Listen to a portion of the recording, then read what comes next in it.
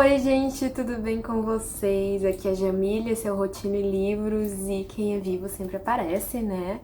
Eu fiquei algum tempinho sem postar porque eu realmente tirei férias depois de finalizar meu mestrado. Eu ainda postei alguns vídeos, né? Mas aí chegou a época de Natal, dezembro, e aí eu até pensei em gravar vlogmas pra vocês, só que o meu celularzinho, gente, tá bem ruim, então tá difícil eu gravar vlog pra vocês com tanta frequência. Esse vídeo, inclusive, eu tô gravando com o celular do meu namorado, mas pra vlog é um pouco mais complicada a logística, porque o vlog eu tenho que estar com o celular o tempo todo gravando as coisas que eu faço, né? E não só gravar momentos pontuais, como esse vídeo que é mais faladinho, assim.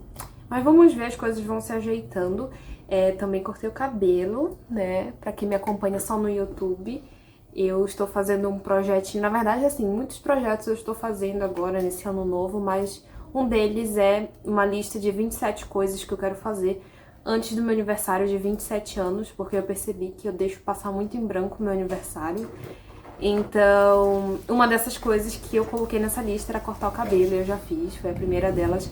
Eu tô postando o processo todo lá na rede do TikTok, então se vocês quiserem acompanhar, não tem muito a ver com o livro, né? Mas enfim, vamos ao vídeo, ao tema principal deste canal, né? Que é o meu top 10, o meu ranking de melhores livros de 2024.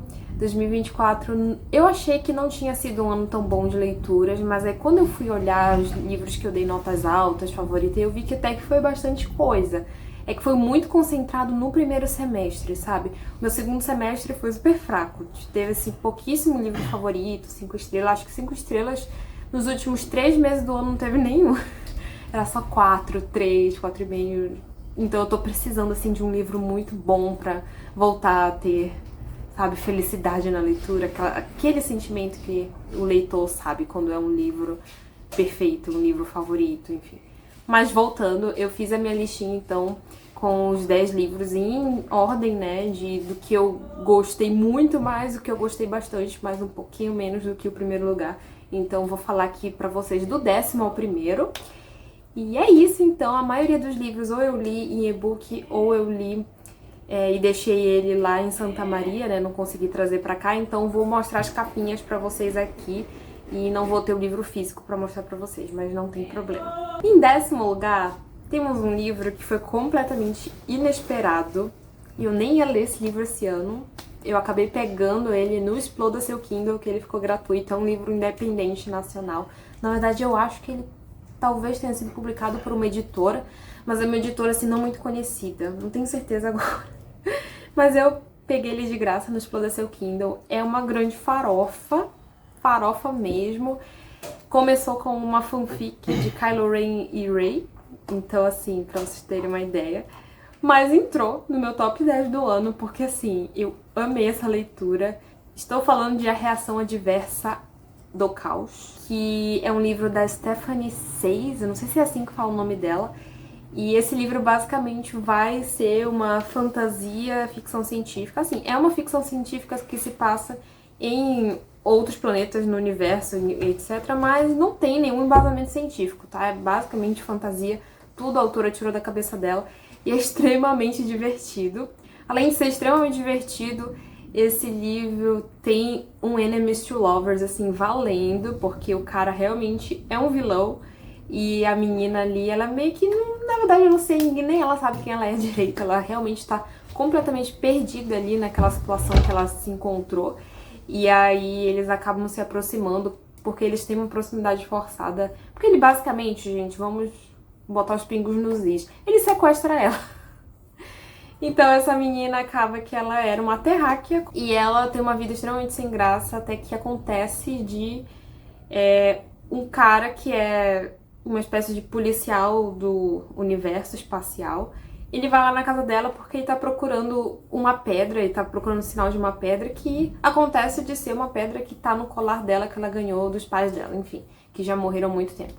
E aí, enfim, aí ela acaba indo pro espaço sideral sem entender nada, descobre que existe toda uma sociedade, que os planetas, eles...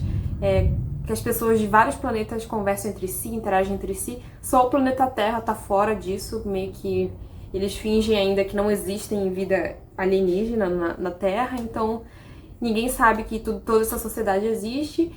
E aí, enfim, e temos o Caos, que é o vilão que acaba sequestrando essa menina por alguns motivos, e eles vão acabar ficando juntos, se apaixonando, e é aquele slow burn, assim, delicioso. Eu lia esse livro, eu dava gargalhada, e eu ficava, sabe, tipo, ai, eu adorei. E fiquei até, assim, 3 da manhã, 2 da manhã lendo, coisa que eu não fazia há muito tempo, eu acho que eu não fiz nenhuma vez esse ano. Então, realmente, foi um livro que ligou de novo aquela sensação de ler uma coisinha, uma fanfic, uma coisa farofa, que a gente fica obcecado, alucinado. E eu adorei. Então, está aqui na minha lista. Apesar de não ser um clássico das eras que vai ser lembrado, essa lista é muito mais sobre experiência de leitura e não só sobre qualidade do livro. Eu não sou uma crítica de literatura, né? Então, é isso. Infelizmente, o segundo livro, ele quebrou um pouco a magia do primeiro pra mim, porque aí começou a decair e eu decidi nem continuar lendo a série, que é uma série que supostamente vai ter mais de 3 livros, 4 livros. Já tem 4, na verdade, e eu acho que vai lançar mais. Aí eu desanimei legal. Mas o primeiro livro, gente, dá super pra ler só o primeiro. Fica algumas coisas em aberto, mas em geral ele fecha. E é muito entretenimento, vale muito a pena.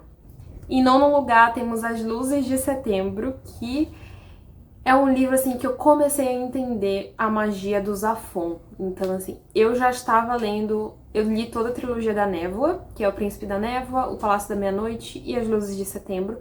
E nos 2 primeiros foram livros, assim, que eu gostei. Eu realmente vi, nossa, a escrita desse autor é muito boa e tal. Mas eu ainda não tinha captado, entendido o que é que todo mundo tinha a dizer do Zafon, tipo, de ser esse autor tão incrível. Eu comecei a perceber isso em As Luzes de Setembro, que eu imagino que tem um gostinho do que vai vir ali na maior obra de arte dele, né? Nos livros mais famosos dele, que são mais aclamados. Porque o auge, assim, pra mim, de As Luzes de Setembro é a ambientação. Vocês podem ler esse livro sozinho, não precisa ler os outros livros da trilogia da Névoa, porque meio que é uma trilogia só porque são os livros infanto-juvenis do Zafon, só que não tem muita conexão entre si, não tem na verdade nenhuma conexão. Então vocês não precisam ler os primeiros para ler As Luzes de Setembro. Nesse a gente vai acompanhar uma família que meio que eles perderam o pai, que era quem sustentava eles na guerra. E aí eles acabam se mudando para uma cidadezinha muito pequena, porque a mãe deles conseguiu um emprego de governanta numa grande mansão de um cara que era fabricante de brinquedos. Só que aí eles começam a ter a sensação de que talvez existam coisas ali naqueles brinquedos, naquela fábrica. Durante a noite, principalmente, tem uma ambientação extremamente sombria. E também acontece um assassinato ali de uma pessoa conhecida deles e eles vão tentar entender o que aconteceu com essa pessoa e como está conectado com esses brinquedos, com esse fabricante, etc. E, gente, nossa, a ambientação, a forma como o livro caminha, sabe, para chegar até o final, a explicação do final, é tudo extremamente redondo, muito bom. Eu realmente adorei e, assim, foi o que me deu mais vontade de ler os próximos livros do autor, que realmente eu sinto que talvez que ele só deve ter melhorado com o passar do tempo, ainda mais com os livros adultos dele, que eu quero ler em breve. Em oitavo lugar, nós temos Os Sussurros, da Ashley Aldrin, que é um livro, assim, que divide algumas opiniões, algumas pessoas não gostam tanto dele, porque é vendido como um suspense, mas não é um suspense, assim, tem um mistério ali que acontece, mas esse livro não é um suspense, é um drama que fala muito sobre maternidade, sobre mulheres e sobre mulheres, assim, extremamente diferentes entre si, e algumas são até um pouco detestáveis, fazem coisas, assim, horríveis, porém, todas a gente consegue sentir algum pingo de empatia, alguma coisa de empatia com alguma questão delas que a gente se conecta, principalmente se você for mulher. Então eu achei um livro extremamente bem construído e impressionante como a autora consegue abordar tantos temas delicados, ao mesmo tempo que ela tem ali um mistério, uma coisa ali que tá acontecendo, que o leitor fica querendo ler, continua lendo e saber o que vai acontecer. Então é um livro extremamente bom, pra mim foi uma experiência incrível, então ele tá aqui na minha lista. Em Os Sussurros a gente vai acompanhar um subúrbio ali, em que temos várias vizinhas mulheres que acontecem várias coisas na vida delas, e com uma delas o filho dela cai do segundo andar e acaba ficando em coma. E essa mãe, assim, que nunca deu impressão de se importar muito com o filho, fica extremamente preocupada, ela não sai de perto da cama de hospital dele e tal, mas aí fica aquela desconfiança, será que aquilo que ela tá sentindo é preocupação com o filho ou culpa? Será que ela tem alguma coisa a ver com esse acidente? E aí a gente vai entender mais tudo o que acontece com essas mulheres no seu dia a dia, no seu íntimo, e é incrível. Em sétimo lugar, nós temos Água de Barrela, da Eliana Alves Cruz, e gente, nossa, esse livro foi um livro que foi marinando na minha cabeça, sabe? Assim que eu terminei de ler ele, eu achei muito bom e dei 5 estrelas. Mas aí ficou por isso. Só que eu não parava de pensar no livro. E aí eu comecei a seguir a autora no Instagram também, fiquei acompanhando ela. E de vez em quando eu voltava e pensava em alguma coisa, algum personagem desse livro, alguma coisa que aconteceu nesse livro, até que eu decidi favoritar ele, porque ele não deixou minha cabeça. E esse foi um livro também que eu ouvi o audiobook, eu não li o livro. E é a primeira vez que eu acho que eu dou uma nota tão alta para um audiobook, porque eu tenha me conectado tanto com uma narração em áudio. Normalmente eu me conecto mais com um livro físico, né? E a narração é impecável também, a narradora é incrível. E esse livro, ele basicamente vai contar a história da vida da autora, mas é um romance. Então, assim, ela pegou alguns fatos da família dela, de pessoas que, desde os seus antepassados, que foram escravizados lá, foram capturados e escravizados na África e trazidos para cá como escravizados e foram obrigados a passar por diversas provações e coisas horríveis. Então a gente vai acompanhando ali a história da família da autora com bastante teor romântico, assim, ela adicionou ficção ali, com certeza, porque tem coisas que não tem como saber que aconteceram, mas eu imagino que teve também um trabalho muito grande ali de pesquisa que ela tenha feito. Tudo isso junto com a história do Brasil, então a gente vai conhecer a história do Brasil desde esse período de 1800, que é mais ou menos quando começa, se eu não me engano, até os tempos atuais. Então é a história do Brasil, só que sob a visão dos escravizados. Então não aquela visão ali só das pessoas que tinham dinheiro, que tinham posição social alta, etc., dos reis, dos imperadores e não sei o que lá. E é extremamente cativante. O que me deixou muito surpresa é que eu fui para esse livro sem saber que ele era a história da família da autora. Eu achei que era tudo ficção, pura ficção. E aí, quando no final, nos agradecimentos, na nota da autora, ou nos agradecimentos, não tenho certeza, ela fala sobre isso, tipo, é a minha tia fulana, que é uma personagem do livro, me ajudou a conhecer as histórias e não sei o que. Eu fiquei, nossa, gente, realmente é a história da família dela. Eu achei isso tão genial. E eu achei incrível o poder que ela teve de transformar fatos históricos, tanto e fatos da família dela também, em um livro que é coeso e faz sentido e que a gente, assim, se importa com todos os personagens. Às vezes um personagem aparece ali em um capítulo e depois ele some já, porque, querendo ou não, é um livro que se passa muitos anos. E mesmo assim a gente se apega, a gente cria empatia e a gente se revolta pelas coisas que acontecem. E é um livro extremamente necessário também, porque ele aborda diversos temas diferentes, desde questões, tanto do racismo, né? Mas também aborda questões de classes sociais, do surgimento do feminismo no Brasil e como esse feminismo surgiu como um movimento branco, né? Que vinha com essas moças que tinham dinheiro e vinham da Europa cheia de ideias, e como isso não contribuía em nada com as mulheres que estavam ali sendo passadeira, lavadeira de roupa, etc. E também como essas pessoas, elas passam por muitas coisas, mas ainda assim têm a sua religião e elas mantiveram tanta coisa da sua cultura, mesmo que tantos tentaram apagar, né? Então é muito interessante porque fala muito também dessa religiosidade e como foi essa mistura de religiosidade da que eles trouxeram das suas terras e as que existiam aqui e as que também foram impostas, né, a eles e nossa, assim, é muito interessante e é um livro, assim, que apesar de parecer que é uma aula de história, tu sente que tu tá lendo ali um livro, uma farofa, entre aspas, né, mas um livro, assim, fluido, interessante, que tem drama, que tem acontecimentos e que nunca fica chato. Então, assim, perfeito. Esse livro eu recomendo muito. O O audiobook dele também é muito bom, que foi por onde eu tive contato, né? E tá disponível na Audible. Em sexto lugar, nós temos A Sociedade Super Secreta de Bruxas Rebeldes.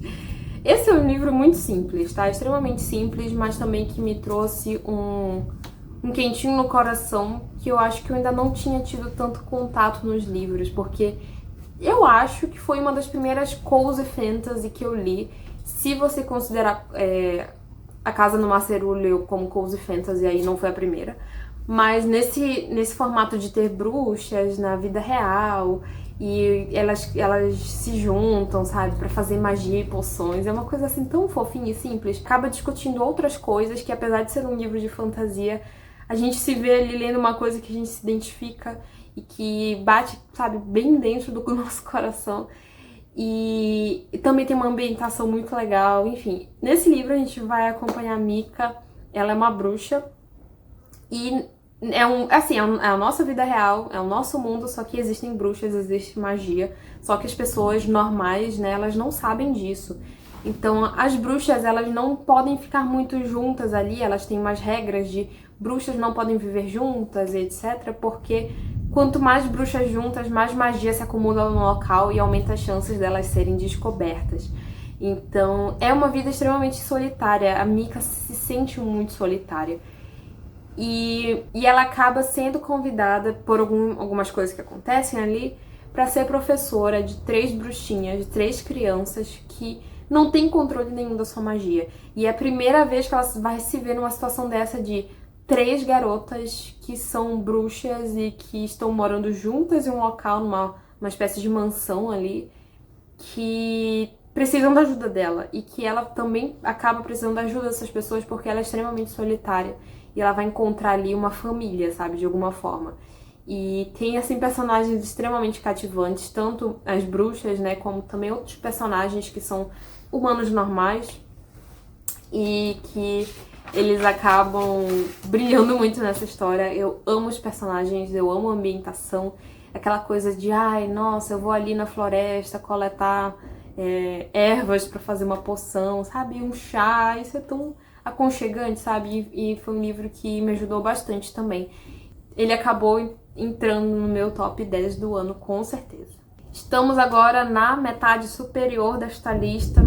Não esperem altas coisas clássicas, cults e extremamente avançadas de literatura agora, porque é basicamente o que eu gosto de ler, que é fantasia, a maioria, eu acho.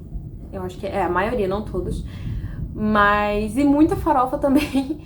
Mas assim, quando a gente não tá tão bem da cabeça, acaba que são esses os livros que nos fazem bem. E esse foi um ano, assim, intermediário pra mim. Eu não estava tão mal quanto... Quer dizer, 2024 foi um ano... Estamos em 2005 já. 2024 foi um ano intermediário pra mim, que eu estava conseguindo sair do buraco que eu entrei em 2023. Mas ainda assim eu precisava me sentir acolhida nos livros e eles me ajudaram muito nisso. Voltando, em quinto lugar, temos um comeback de Sarah J. Maas na minha vida, porque eu já li A Cotar todo, eu já li Trono de Vidro todo, concordo com todas as críticas que fazem a ela, porém, gente, é uma das minhas autoras favoritas e não tem o que fazer. Quando eu começo a ler os livros dela, assim como os da Ellie Hazelwood também, eu me sinto automaticamente em casa, automaticamente imersa, automaticamente me divertindo e me sentindo num lugar feliz, sabe? Tipo, saí da minha vida real, fui pra um lugar feliz. E foi isso que aconteceu com Casa de Terra e Sangue, que é a última trilogia ali que eu ainda não li, que é Crescent City, né? E, nossa, eu adorei, gente. Eu engoli esse livro. Eu li ele na Maratona Literária de Inverno em, tipo assim, pouquíssimos dias. É um livro deste tamanho. E, nossa, eu chorei, eu me diverti. É um livro extremamente emotivo, eu considerei, tá? Porque vai tratar muito de luto. Pra quem fala que a Sarah J. Maas não trata nenhum assunto importante. Esse livro aborda muito o luto, porque, assim, é uma fantasia, tá? É uma grande farofa, uma mistura de todo tipo de criatura que vocês podem imaginar. Aqui a Sarah J. Maas não se segurou. Tem elfo, tem lobo, tem vampiro, tem todo tipo de criatura mágica que vocês podem imaginar. E a Bryce, que é a protagonista, ela acabou de perder a sua melhor amiga. Essa melhor amiga dela foi assassinada. E a gente acompanha, assim, a primeira parte do livro, ela tá acabada, assim, ela tá acabada. O luto, ele é presente no livro todo e a gente vai acabar acompanhando a Bryce numa investigação pra achar quem está por trás da morte dessa amiga dela. Ela acaba se juntando ali com os anjos, que são como os caras do governo ali. E a gente vai acompanhar então esse processo, ao mesmo tempo que a gente começa a descobrir mais sobre esse mundo, sobre essas criaturas. É um mundo extremamente ambicioso em comparação aos outros criados pela Sarah J. Maas, principalmente em apresentação de mundo, porque os outros eles foram apresentados de forma, eu considero, bem mais gradual. Nesse a gente já cai assim, ela falando de todo tipo de criatura, de bairros e de não sei o que, de planetas e assim. É um pouco desafiador, mas ainda assim não é nada tipo, um Senhor dos Anéis. Mas enfim, e eu me diverti muito no livro, eu chorei bastante no livro, eu senti aquela sensação de estou num local confortável, conhecido e que eu me divirto e que eu gosto, que eu amo ler, sabe? Então essa sensação é muito importante quando a gente não está tão bem com as coisas externas. E, enfim, eu sei que algumas pessoas criticam esse livro, falam que é uma grande farofa, é mal construído, é mal apresentado, é muito personagem. Não vou dizer que estão errados, mas eu não acho que esteja certo, porque pra mim foi perfeito. Eu gostei muito dessa leitura. E tem aquela questão do final, o poder do protagonista, né? Todos os protagonistas da Sarah J. Maas apresentam algum poder incrível, especial e alguma habilidade que só eles conseguem. Vamos seguir a mesma formulinha aqui em geral, também dos mocinhos, os anti-heróis dela, enfim. Mas ainda assim, eu acho que discute sim coisas importantes e é um livro que é muito bom, um livro de fantasia muito bom e está aqui na minha lista. Em quarto lugar, temos o único livro que não é fantasia desse final da lista, tá? Que é uma questão de química. Eu acho impressionante como a maioria dos livros que estão nessa lista eu li ou no primeiro semestre ou mesmo no inicinho do ano. Temos dois aqui, que é esse e o próximo, ou não, o de segundo lugar. Esse e o do segundo lugar que eu vou falar, que eu li em janeiro, gente. Foram os primeiros livros que eu li no ano e assim já ficou aquela base de comparação altíssima para as outras leituras do ano que muitos não conseguiram alcançar. E eu estou falando de Uma Questão de Química. Esse livro é absurdamente bom, porque, novamente, é um livro que discute questões importantes, só que tem uma escrita maravilhosa. Nem parece que é o primeiro livro da autora. Eu não conseguia parar de ler. São capítulos curtos, dinâmicos, que acontecem as coisas e que até os pensamentos da personagem a gente fica interessado em ler. Ela é uma personagem muito incrível. A gente vai acompanhar nesse livro uma química que está tentando ali fazer pesquisa científica no mundo acadêmico, só que é a década ali de 40, 60, por aí. Então, ela enfrenta muito machismo, vocês não conseguem entender o nível, assim, é muita coisa que ela tem que lidar, é muita coisa que ela escuta, que ela lida, tem vários tipos de abuso ali, e ainda assim, gente, tudo que ela quer é pesquisar, fazer pesquisa científica sobre química, que é o que ela mais ama, sabe? Ela não quer nada mais do que isso. E algumas coisas ela até tem dificuldade de entender, ela, aparentemente tem uma neurodivergência ali, que ela passa por coisas que ela simplesmente não entende, de interação social, de acontecimentos que ela fica pensando, mas por quê, sabe? E essa personagem, acontece algumas coisas com ela que ela não vai conseguir ali seguir no mundo acadêmico e ela vai precisar, para sustentar a filha dela, entrar no programa de TV, porque ela usa a química para cozinhar. Então a culinária nada mais é do que transformações, misturas químicas ali que são feitas com vários ingredientes e que ela acaba entendendo como se fosse química também. E aí ela acaba criando um programa de TV, ela participa de um programa de TV de culinária em que ela vai apresentar. Só que isso vai gerar, gente, muita coisa, porque ela não segura a língua dela, ela começa a falar de coisas relacionadas a machismo estrutural, que deixa os produtores do programa, assim, loucos, tipo, tu não pode falar isso na TV, mulher. Mas ainda assim, é uma personagem incrível de acompanhar e, nossa, eu realmente queria que tudo desse certo pra ela sempre, pra sempre, sabe? Então, É um livro absurdo, muito, muito bom, extremamente gostoso de ler também, apesar de acontecer algumas coisinhas mais pesadinhas, não assim nada explícito, mas ainda assim, né? Essa personagem, ela sofre bastante, mas é um livro leve, um livro gostoso de ler, que eu recomendo muito também. Agora vamos para as fantasias. Esse aqui não é uma fantasia tão hard, né? É mais um realismo mágico, mas temos em terceiro lugar Divinos Rivais, que eu acho que esse livro apareceu no ranking, ou assim, no top 10 de todo mundo que leu ele esse ano. Esse livro é muito bom, muito, muito bom. É extremamente criativo, é extremamente sensível e a gente novamente tem ali discussões importantes apresentadas num mundo mais fantástico, mas que são bem espelhadas na nossa vida real. E a gente vai ter um romance assim maravilhoso de rivais para amantes, né? A gente vai acompanhar um mundo mágico ali em que tá acontecendo uma guerra. Só que algumas pessoas fingem que essa guerra não existe, outras pessoas falam que nada está acontecendo, um negacionismo básico. Só que nós temos a nossa personagem que ela trabalha num jornal e ela quer falar sobre coisas, ela quer escrever sobre coisas e principalmente sobre essa guerra, porque o irmão dela foi para essa guerra e nunca voltou, está desaparecido. E ela tem ali um rival nesse jornal que os dois estão brigando pelo mesmo cargo, então eles tentam escrever um melhor do que o outro, tentam ser um melhor do que o outro para conseguir o cargo. Só que acaba que eles em algum momento vão ter que se conectar por alguma coisa que aconteceu. E esse livro vai escalando para outras coisas. Tipo assim, a gente acha que vai ser essa rotina do jornal o livro todo. Não, gente, daqui a pouco acaba e já acontecem outras coisas. E muita ação, muita construção de mundo, muito aprofundamento dos personagens. E é muito bom. E é mais um livro que, infelizmente, a continuação não é tão boa. Que, nossa, eu queria muito que Divinos Rivais fosse um livro maior e único. Não precisava ter uma continuação, porque realmente a continuação não faz jus. Não é um livro horrível, tá? É um livro bem mediano, na verdade. Mas que não faz jus à maravilha, tipo, a obra de arte que é o primeiro, Divinos Rivais. Ainda assim, vale 100% a pena ler os dois, tá? Vale a pena sim. Não achem que, não vou ler o primeiro que o segundo não é tão bom. Vale a pena sim ler os dois e conhecer essa história, conhecer esses personagens. É outro livro ali que eu chorei bastante, eu me senti muito emotiva lendo ele, porque é muito sensível, sabe? Não fala de nenhum assunto grande, mas fala de pequenos assuntos sensíveis que se passam no coração dos personagens, na mentalidade deles, no psicológico deles, que a gente vai se identificando e vai sentindo cada vez mais fundo, sabe?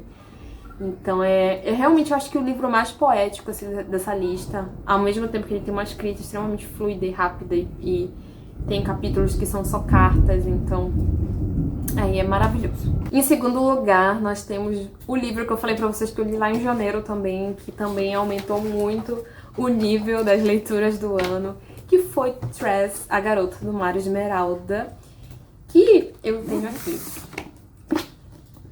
Essa obra de arte que não só escrita, mas também visual. Essas edições, eu já li duas, tive contato com duas desses projetos secretos do Brandon Sanderson. São divinas, valem todo centavo gasto, sabe? Não é aquele livro que você paga caro e vê que não é uma qualidade tão boa, sabe? Realmente vale. E nesse livro aqui, eu tive o meu primeiro contato com o Brandon Sanderson, né? Que é um autor tão aclamado por aí. Eu confesso que eu ainda tenho um pouco de receio de entrar na Cosmere, de entrar nas fantasias mais pesadonas do autor, mais épicas. Apesar de que eu tenho aí O Caminho dos Reis esperando ser lido, em algum momento eu vou ler, provavelmente esse ano. Mas eu quis começar com Tress, porque eu senti que esse livro era um livro assim, que eu ia gostar, ao mesmo tempo que é um livro leve, que vai fazer com que eu entre de forma bem gradual na escrita do autor, que foi a primeira surpresa pra mim. Eu adorei a escrita do Brandon Sanderson. Não sei se ele é assim em todos os livros, mas nesse aqui também, no outro projeto secreto que eu li agora, em 2025, ele é extremamente sarcástico, engraçado e faz alguns comentários ácidos ao mesmo tempo que a gente ri, a gente fica pensando naquela crítica que ele fez. E é muito bom, tipo assim, ele é extremamente criativo Eu fico impressionada no poder deste homem de construir o universo, de pensar, ter ideias para livros. Eu só li 2 livros dele até agora, que é esse, e o outro projeto secreto, que é o do Mago Frugal. O Manual do Mago Frugal, é muito difícil falar. Mas os dois, assim, eu achei absurdamente criativo, o pano de fundo, a construção de mundo, a ideia, assim, de dar um start na história. Apesar de que os livros dos Projetos Secretos são livros simples, são quase contos de fadas, são livros com início, meio e fim, que não vão iniciar ali uma trilogia, uma série, uma coisa complexa. Mas ao mesmo tempo que eles são simples, eles têm uma ambientação, uma criatividade, uma construção de mundo absurda. E aqui no Tress a gente vai ter uma estrutura de conto de fadas, a gente vai ter essa garota, que ela vive numa ilhazinha no meio do oceano, que vive feliz com a vida simples dela, só que o garoto, amigo dela, o melhor amigo dela, que ela gosta, ele foi sequestrado. E aí, gente, realmente o Brandon Sanderson queria fazer um livro estilo conto de fadas, em que o garoto fosse a donzela em perigo e a garota fosse lá resgatar ele, é isso que ele faz. E a Tress é uma personagem tão incrível, tipo assim, ela é simples, ela tem um pensamento simples, só que ela tira algumas ideias, alguns pensamentos, algumas ações, a forma como ela também lida com as pessoas é muito legal. Eu gostei muito, ela se tornou uma das personagens que eu mais gostei de conhecer. E outra coisa que brilha muito nesse livro é a criação do mundo, porque vai ser um livro ali de navegação de piratas, eles vão ali numa aventura atrás do garoto, né? Ela vai numa aventura atrás desse garoto. Só que o diferencial é que nesse mundo, o oceano, os mares são feitos de esporos, não é água. Então já é uma substância completamente diferente, que já cria leis da física ali completamente diferentes e acontecimentos completamente diferentes. E ele explora isso. Ele explora cada particularidade daquela substância, daquele esporo que ele criou, para criar acontecimentos e plots na história que no momento algum a gente fica com tédio, a gente fica toda hora, meu Deus, o que vai acontecer agora, sabe? O que ele vai tirar da mente dele agora pra acontecer nesse livro? E é muito bom mesmo. Pra vocês terem uma ideia, um dos esporos aqui, ele é quase como se fosse uma sementinha. É um esporozinho que, se ele entra em contato com a água, cada esporo, se ele entra em contato com a água, ele tem uma reação diferente. E esse específico, ele vira uma planta. Mas assim, se cair muita água ali naquele mar que tem milhares de esporos, vão crescer plantas enormes que vão destruir o navio. Então assim, eles tinham medo que chovesse quando eles estavam navegando naquele mar de esporos, porque ia acabar com o navio, ia destruir todo o casco do navio. Então assim, esse é o nível de coisa, assim, de criação de mundo, porque quem pensou em criar um oceano de esporos em algum momento, em algum livro, sabe? Eu achei absurdo. A história é muito fofinha, é muito legal de acompanhar, então assim, eu recomendo muitíssimo esse livro. Eu sei que é um precinho salgado, mas leiam em e-book, consigam um livro em alguma biblioteca, não sei, gente, mas assim, vale muito a pena conhecer essa história. Talvez até juntar um dinheirinho pra comprar esse livro, não vai ser um dinheiro mal gasto, sabe? Enfim, este é o meu segundo lugar do ano. Eu fiquei muito em dúvida se esse ia ser o segundo ou o primeiro lugar. Fiquei muito em dúvida mesmo. Até agora eu não tenho certeza, sabe? Eu posso até trocar daqui a pouco, mas enfim. Vamos ao primeiro lugar. Primeiro lugar, o meu livro, assim, favorito, que eu mais gostei do ano de 2024. Não podia não ser uma fantasia, né? Com certeza uma fantasia. E é uma fantasia, assim, no formato certo de farofa. Tem todas as coisas, os elementos farofentos de enredo, de entretenimento que eu gosto. Que também foi um livro que eu li no momento certo, porque eu estava, assim, passando por umas coisas na vida real. Tinha umas coisas acontecendo que eu realmente só queria sair do mundo real e ir pro mundo das ideias, o mundo dos livrinhos, entrar em um livro, me imergir num livro. E se não fosse um livro bom, eu não ia conseguir ler naquele momento. Mas como era um livro bom, eu devorei. E eu lembro que quando chegava o horário de eu começar a ler, eu já ficava feliz. Ai, meu Deus, eu vou entrar naquele universo. Que é Quarta Asa. Aqui muita gente reclama, pensa, ai, não acredito que ela colocou esse livro como o melhor do ano. Porque realmente, gente, não posso negar, isso aqui não é uma obra de arte da literatura. É uma grande farofa, é um grande livro de fantasia com vários clichês já existentes, com aquele romance enemies to lovers já lido várias vezes antes, com aquele slow burn também, extremamente lento, mas um pouquinho previsível em alguns momentos. Tudo isso com um adicional de dragões, e aqui a gente tem dragões de verdade, e eu fiquei maravilhada com essas criaturas, porque fazia muito tempo que eu não li um livro de fantasia que tinham dragões, assim, tão... Assim, que tinham dragões que participassem tanto do enredo, sabe? Mas esse livro, ele tem toda essa coisa previsível, o clichê da farofa, sim, porém ele tem tudo isso bem feito, bem escrito, bem redondinho, com tudo encaixado no lugar certo e feito realmente para trazer entretenimento para as pessoas e trazer aquele quentinho no coração, aquela te transportar para outro local, aquilo que a gente ama nos livros de fantasia, que é que a gente tanto precisa em alguns momentos, que a gente só quer ler um livro.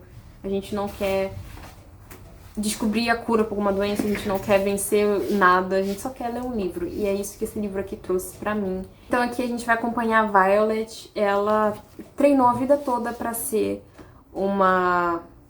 basicamente bibliotecária, eles chamam de outra coisa aqui no livro, mas ela ama livros, ela ama ler, ela ama estudar a história desse mundo dela. E era o que o pai dela fazia, então ali eles tinham uma... Ele apoiava ela nisso e ela se sentia feliz com essa escolha dela. Porém, o pai dela faleceu e a mãe dela é general. Então, assim, a mãe dela falou, olha, tu é minha filha, teu pai morreu, agora tu vai fazer o que eu quero.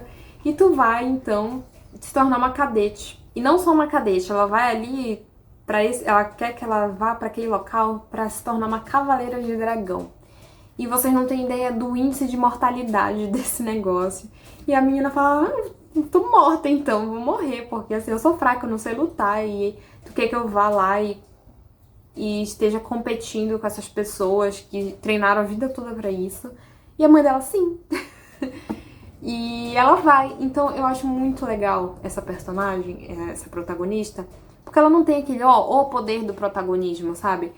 Ela tem um pouco em algum momento aqui, mas assim, inicialmente ela não tem o poder do protagonismo. Ela realmente apanha muito. E ela só se safa, só fica viva porque ela é muito esperta, ela é muito inteligente.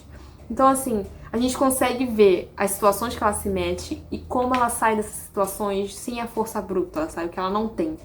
E é muito legal, é muito interessante. E o livro, ele demora bastante, tem pouquíssimo romance, demora bastante pra ter romance. Só que mesmo as pessoas que gostam mais de fantasia não ficam com tédio, porque é muito legal acompanhar. A gente não sabe o que vai acontecer com o personagem a cada próximo capítulo. E ela vai ali cada vez mais avançando nessa academia ali dos Cavaleiros dos Dragões. Cada vez mais ela segue firme. E tipo assim, as pessoas simplesmente não acreditam que essa menina continua viva, sabe? E é muito legal ver as pessoas que subestimavam ela quebrando a cara, sabe? Enfim. E em algum momento aqui a gente tem os dragões. Os dragões, eles têm uma espécie de conexão mental com o seu cavaleiro. E é algo tão legal, porque assim, a gente consegue ver... Eles falam na cabeça do cavaleiro, sabe? E eles falam comentários tão sarcásticos, tão legais, tão engraçados. Eu adorava quando tinha alguma intervenção de algum dragão aqui. Ele tem uma protagonista extremamente interessante, ele tem um mundo mágico rico e muito bem construído, muito bem desenvolvido, assim, com regras escritas ali, interessantes, que faz sentido dentro desse sistema de magia. Tem toda essa questão da ambientação, dos dragões, e também tem um romance na medida certa, um enemies to lovers ali na medida certa, não tem too much, não é exagerado, mas também existe ali e é interessante de acompanhar. E tem plot twist no final, que o final a gente fica... O quê? O final desse livro, eu tava doida pro segundo. Eu consegui comprar ele recentemente. Eu me dei ele de Natal porque não é barato. Esses livros, sim, são edições caras que talvez não valham tanto a pena. Não é ruim, mas não é rico igual os do Brandon Sanderson. Então eu recomendo que talvez invistam ali quando tiver alguma promoção ou na versão capa mole. Eu comprei a capa dura porque ficou por 30 e alguma coisa reais, mas foi alguma promoção muito aleatória que eu não sei se vai se repetir. Mas é isso. Eu tô louca, louca, louca pra ler o segundo e continuar lendo. Infelizmente é uma série de muitos livros, né? Os autores de fantasia hoje em dia não sabem segurar a mão e escrever pouco. mas enquanto estiver bom, eu vou aceitar esse esquema de pirâmide e vou ler todos com vontade. E esse, então, foi o melhor livro do ano pra mim, foi o livro que... A experiência de leitura foi a melhor dizendo, né? Não é exatamente o melhor livro, mas foi a experiência que, assim, mais me fez feliz, mais me deu entretenimento, mais aqueceu meu coração e me trouxe pra lugares que eu precisava no momento. E que ficou mais marcado na minha mente também. Mas é isso, esses 10 livros aqui que eu falei pra vocês são a elite deste ano. São todos extremamente de qualidade e eu recomendo a leitura pra vocês, né? E teve muito livro ok esse ano, assim, que ficou entre os 3, 4 estrelas, que eram bons, mas não tão memoráveis quanto estes aqui. E eu espero que 2025 traga ainda mais livros favoritos e 5 estrelas do que o ano passado. Vamos lá, eu preciso saber fazer boas escolhas pra isso. E é isso, gente. Eu espero que vocês tenham gostado desse comeback do canal. Eu espero conseguir manter uma constância daqui pra frente, que eu não estou mais de férias. E algumas coisas vão mudar na minha vida em relação aos vlogs do ano passado, né? Estamos aqui em outra fase da vida, mas aí a gente vai mostrando no futuro. Me contem aqui qual foi o melhor livro ou os melhores livros que vocês leram no ano passado. Eu quero muito saber. Talvez alguns possam entrar na minha listinha pra esse ano, se eu não tiver lido ainda. E é isso. Espero que tenham gostado.